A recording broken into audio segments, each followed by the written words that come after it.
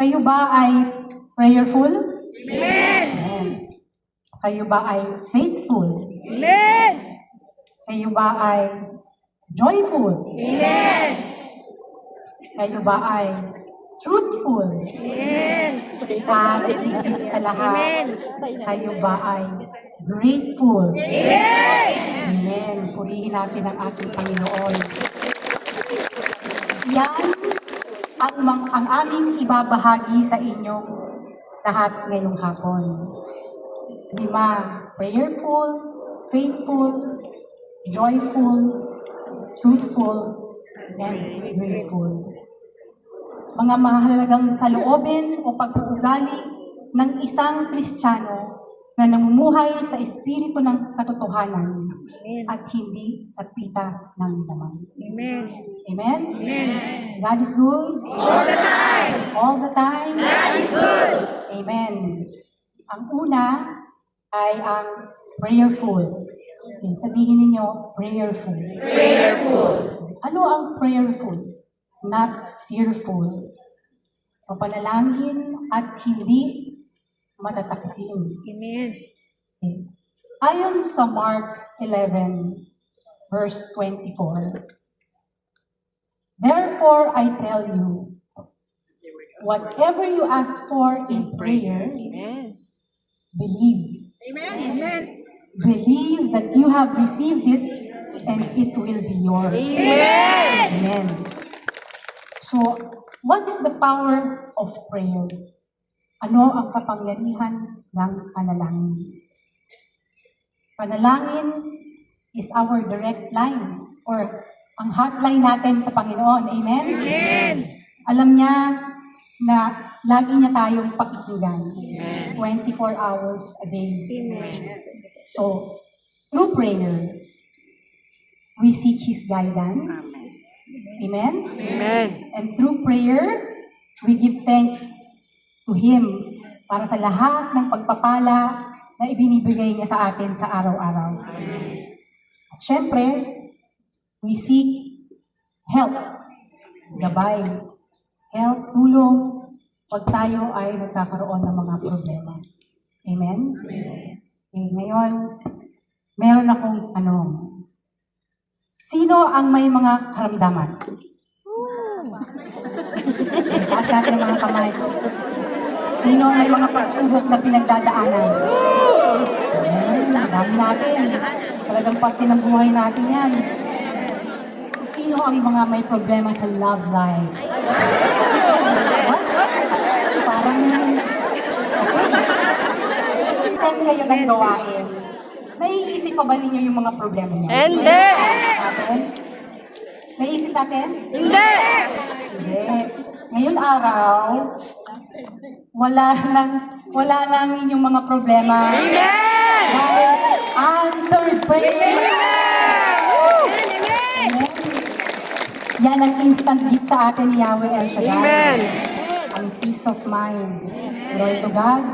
Glory to Christ Jesus. Okay.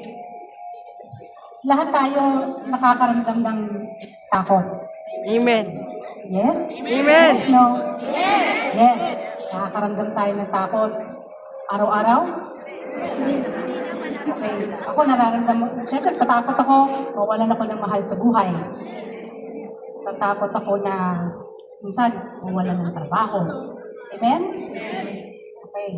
Takot mawalan tayo ng mga pambayad ng mga everyday na pangangailangan natin. Tsaka yung mga kailangan padala natin sa Pilipinas. Amen? Yan. Araw-araw pinagtatrabahuhan natin yan lahat. Pero at the end of the day, kahit mahirap natin ginagawa, anong sinasabi natin? Thank you, Lord. Ulitin nyo. Thank you, Lord. Dahil napagtagumpayan natin ang araw. Amen. Okay. So, huwag tayong matatakot. Gaya ng sinabi sa Isaiah 41, chapter 10, ako'y isa sa iyo, huwag kang matakot. Amen. Ako ang iyong Diyos. Amen. Hindi ka dapat mangamba.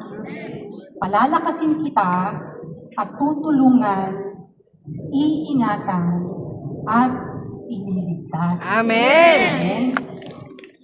Araw-araw, sinasamahan tayo ng ating Panginoon. Amen. Pinalalakas at iniingatan niya tayo. Amen. Kaya always be prayerful and not fearful. Amen. Purihin ng Diyos, purihin ng Panginoon. Okay. Kasi nakatayo na kayo, taas natin ang ating mga kamay. Ipanalangin natin ang lahat ng ating mga pangangailangan, ang mga kasagutan sa ating mga problema, kagalingan sa ating mga karamdaman. Lagi nating tandaan, ang hindi magagawa ng tao, Amen. magagawa ng Diyos. Amen. Thank you, Because God will make a way. God will make a way.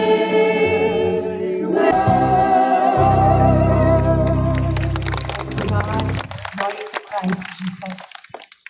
Ang pangalawa ay ang faithful. Faithful, not doubtful. Aside from being prayerful, we also must be faithful. Amen. Sabihin ninyo, faithful. Okay. In Deuteronomy chapter 28, verses 1 to 4 says, if you fully obey the voice of the Lord your God, being careful to do all his commandments that I command you today, the Lord your God will set you high above all the nations of the earth. And all these blessings shall come upon you and overtake you, if you obey the voice of the Lord your God. Blessed shall you be in the city, and blessed shall you be in the field. Blessed shall you be the fruit of your womb, and the fruit of your ground, and the fruit of your cattle, the increase of your herds, and the young of your flock. Ano ang ibig sabihin ng faithful? Tapat. Amen. Hindi natitinag. Correct? Loyal, committed, unwavering. Amen? Amen. Naalala niyo si Noah? Kilala niyo si Noah? Sorry nga, alam niyo. O, kwento ko na lang kasi hindi na ako pagka hindi ko na ikwento sa inyo. Okay. Sinabihan siya ng Panginoon na gumawa ng malaking arko. Pero saan nakatira si Noah? Sa bundok. O, walang karagatan doon. So, pero sinunod pa rin ni Noah ang utos ng Panginoon. Amen? Kahit pinagtatawanan na siya ng mga kapitbahay niya, kasi bakit siya gumagawa ng malaking arko sa gitna ng bundok. Walang ulan, hindi mo bumabagyo. Pero doon, pinakita ni Noah ang kanyang katapatan sa Panginoon. Sinunod niya ang utos sa kanya. At ang gantimpala ng Panginoon sa kanya ay ang kanyang kaligtasan. Amen? Amen. Purihin natin ang Panginoon. Gusto niyo bang maligtas? Amen. Amen. O pakinggan niyo to. Ang pagiging tapat at matatag sa pananampalataya ay susi sa ating kaligtasan. Amen. Amen? Purihin natin ang Diyos. Purihin ang Panginoon. Ngayon, pag puro blessings at pagpapala ang dumarating sa atin, kasi pag tayo mag-attend, tapos, amen? Amen. Kasi pag mag-serve, diba, maaga tayo sa gawain. Pero pag dumarating ang mga pagsubok, o kaya meron kayong kasama sa gawain na hindi nyo type, Hallelujah. Amen. nagko-connect, o kaya may mga prayer request kayo na ang tagal-tagal na ninyong nilalagay, hindi naman pa dumarating. O kaya sakit. Hallelujah, Ay, amen. ano lang nagkasakit. Diba? Sasabihin natin, minsan, tinatanong na natin sa Panginoon, bakit ako? Tama? May ganong klaseng, tanong, bakit nangyayari sa akin yung ganito? Diba? Parang nalalawa ka na mag-attend ng gawain or maghahanap ka na lang ng iba na baka doon mo makita ang kasagutan sa iyong mga panalangin. Tsaka nawawalan ka na ng pag-asa. Pero hindi dapat ganon. Amen. Amen? Amen.